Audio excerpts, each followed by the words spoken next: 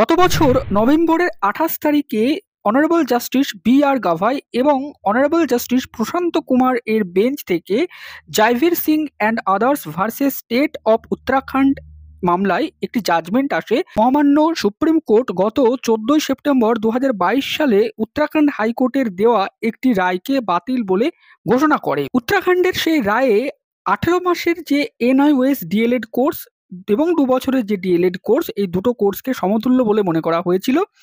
এবং পরবর্তীতে যখন এই বিষয়টা চ্যালেঞ্জ হয়ে মহামান্য সুপ্রিম কোর্টে আসে, অর্থাৎ উত্তরাখণ্ডের রায়কে চ্যালেঞ্জ করে মহামান্য সুপ্রিম কোর্টে যাওয়া হয়, তখন মহামান্য সুপ্রিম কোর্ট থেকে কিন্তু উত্তরাখণ্ড হাইকোর্টের সেই রায়টাকে বাতিল বলে ঘোষণা করা হয়। এক্ষেত্রে মহামান্য সুপ্রিম কোর্টে এনওআইএস ডিএলএড এর যে বিষয়টা দেখা হয় সেটা হচ্ছে 18 মাসের যে এই কোর্স, তারা কি ফ্রেশ সিলেকশনে এলিজিবল কি এলিজিবল নয়, বা অ্যাপ্লাই করতে পারে কি পারে না। এবং 18 মাসের যে এনআইওএস ডিএলএড কোর্স এবং 24 মাসের যে রেগুলার ডিএলএড কোর্স, 2 ইয়ার্সের যে ডিএলএড কোর্স, এই দুটো কোর্স কি সমান কিনা। এবং আরটি অ্যাক্টের 23 সেকশন 1 এর যে মিনিমাম কোয়ালিফিকেশন রয়েছে, সেই মিনিমাম কোয়ালিফিকেশনে যেখানে বলা হয়েছে যে 2 year diploma in elementary education দরকার, সেখানে এই 18 মাসের এনআইওএস ডিএলএড কোর্সটা কি সমানভাবে জায়গা করে নিতে পারে কিনা। তো এই বিষয়গুলি দেখার পরে মহামান্য সুপ্রিম কোর্ট এটা জানায় যে 18 মাসের যে এনআইওএস ডিএলএড কোর্স, এই কোর্সটা মূলত ইন সার্ভিস যারা নন ট্রেন টিচার ছিল তাদের জন্য একটি অন টাইম উইন্ডো হিসাবে করা হয়েছিল, এবং মূলত এটি ইন সার্ভিস টিচারদের জন্যই কোর্স ছিল। তো ফ্রেশ সিলেকশনের জন্য এই কোর্সটাকে কিন্তু আর মানে এগিয়ে নিয়ে যাওয়ার কথা মহামান্য সুপ্রিম কোর্ট থেকে বলা হয়নি। এবং যে বলা হয়েছিল উত্তরাখণ্ড হাইকোর্ট থেকে যে এনওআইএস ডিএলএড যারা মানে কোর্স করেছেন তারা ফ্রেশ সিলেকশনে বসতে পারবেন, তো এই বিষয়টাকে মহামান্য সুপ্রিম কোর্ট থেকে কিন্তু বাতিল করা হয়। এবং বলা হয় যে এনওআইএস ডিএলএড যে 18 মাসের কোর্স এবং 2 ইয়ার যে ডিপ্লোমা ইন এলিমেন্টারি কোর্স, এই দুটো কোর্স সমতুল্য হচ্ছে না, এমনটাই কিন্তু মহামান্য সুপ্রিম কোর্টের যে জাজমেন্ট সেখান থেকে আমরা বুঝতে পারি। তো এরপরে এই যে এনওআইএস ডিএলএডরা বাদ চলে যায় প্রাথমিকের ফ্রেশ সিলেকশন প্রসেস থেকে, তো সেখানে থেকে তার পরবর্তীতেই কিন্তু এনওআইএস ডিএলএড প্রার্থীদের মধ্যে নানা বিষয় নিয়ে প্রশ্ন চিহ্ন থাকে। এই যে রায়টা দেওয়া হয় মহামান্য সুপ্রিম কোর্ট থেকে, এই রায়টার জন্য তারা রিভিউ পিটিশন ফাইল করেছিল সুপ্রিম কোর্টে, এবং যে রিভিউ পিটিশনটা ফাইল হয়েছিল তার ডায়েরি নাম্বার ছিল 4961/2024। এটা ফাইল করা হয়েছিল 31/1/2024 সালে। Biswanath and others versus the state of Uttarakhand, এই রিভিউ পিটিশনটার পিটিশনার এবং রেসপন্ডেন্ট।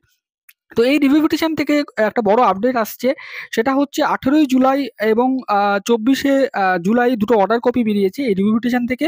এবং সেখান থেকে দেখা যাচ্ছে যে এই রিভিউ পিটিশনকে অ্যাকসেপ্ট করা হয়েছে ফর ওপেন কোর্ট হেয়ারিং, অর্থাৎ এই রিভিউ পিটিশন তারা যেটা ফাইল করেছিল এনআইওএস ডিএলএড প্রার্থীরা, তারা মূলত যে যে গ্রাউন্ডে রিলিফ চেয়েছিল এই রাইটার মডিফিকেশন চেয়ে, তো সেই বিষয়ে তারা যা যা বিষয়কে রিভিউ পিটিশনের মধ্যে ফাইল করে উত্থাপন করেছিলেন, এবং সেম বেঞ্চে এটি গেছিল জাস্টিস বি.আর. গাভাই এবং অনারেবল জাস্টিস প্রশান্ত কুমার মিশ্রর বেঞ্চে, এবং সেখান থেকে এই রিভিউ পিটিশনটা অ্যাকসেপ্ট হয়েছে বলে আমরা খবর পাচ্ছি। এবং এখানে আমরা দেখতে পাচ্ছি যে একটা নেক্সট হেয়ারিং ডেটও কিন্তু দেয়া হয়েছে ওপেন কোর্ট হেয়ারিং এর জন্য, সেটা হচ্ছে tentatively case may be listed on likely to be listed on বলে এখানে লেখা রয়েছে। দেখুন 6/8/2024, অর্থাৎ অগাস্ট মাসের 6 তারিখে। এটা কম্পিউটার জেনারেটেড ডেট যদিও, তবুও এখানে সেই ডেটে কি হেয়ারিং হয় কিনা, বা ওপেন কোর্ট হেয়ারিং হলে কোন কোন বিষয়গুলো উঠে আসে, যারা এনআইওএস ডিএলএডদের পক্ষে রয়েছেন তারা মূলত এই রিভিউ পিটিশনে নতুন করে কি কি পয়েন্ট অ্যাড করতে পারেন, বা তারা কিভাবে বঞ্চিত হচ্ছেন সেই বিষয়টা তুলে ধরতে পারেন।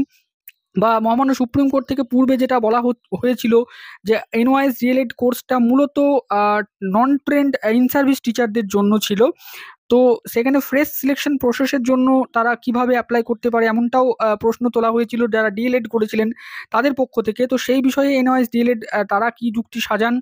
এছাড়াও মহামান্য সুপ্রিম কোর্টে যেটা একটা উঠেছিল যে 18 মাসের কোর্স এবং 2 বছরের কোর্স, এই দুটো কোর্স সিমিলার নয়, বা সেখানে একটা দুটো কোর্সের মধ্যে কোথাও একটা গ্যাপ রয়েছে।